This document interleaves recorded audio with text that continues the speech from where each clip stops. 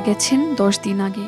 কিন্তু শিশুটি এখনো বিশ্বাস করতে পারছে না যে তার মা আর পৃথিবীতে নেই। ছোট্ট শিশু ওকেয়া কবরের পাশে দাঁড়িয়ে মাকে ডাকছে। সাড়া না পেয়ে কবরের মাটি সরিয়ে মাকে বের করার চেষ্টা করছে আর বলছে মাকে এনে দাও।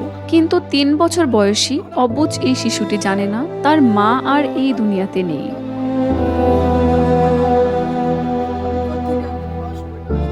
এমন দৃশ্য দেখে চোখে পানি ধরে রাখতে পারেনি কেউ। শোক আর মা হারা ওকেয়ার বিলাপে গোটা এলাকায় নেমে আসে নিস্তব্ধতা। এমন ঘটনার ভিডিও সামাজিক যোগাযোগ মাধ্যমে ছড়িয়ে পড়লে মুহূর্তেই ভাইরাল হয়ে যায়। হৃদয় বিদারক এই ঘটনাটি ঘটেছে ভোলা জেলার দৌলতখান উপজেলার দক্ষিণ জয়নগর ইউনিয়নের 9 নম্বর ওয়ার্ডে কবিরাজবাড়িতে। গত 4 মে ভোলা পৌর এলাকায় স্বামীর বাড়ি থেকে ওকেয়ার মা মিতু বেগমের মৃতদেহ উদ্ধার করে পুলিশ।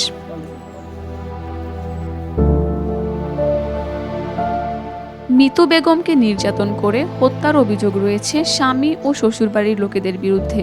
ওকেয়ার নানা বশির কবিরাজ জানান, ঘুম থেকে উঠেই মেয়েটি মায়ের খোঁজ করে, খাবারের সময় মাকে ডাকে, রাতে ঘুমানোর সময়ও মায়ের জন্য কাঁদে, কবরের কাছে ছুটে যায়, হাত ধরে টেনেও আনা যায় না। সে জানেও না যে তার মা মাটির নিচে ঘুমিয়ে আছে।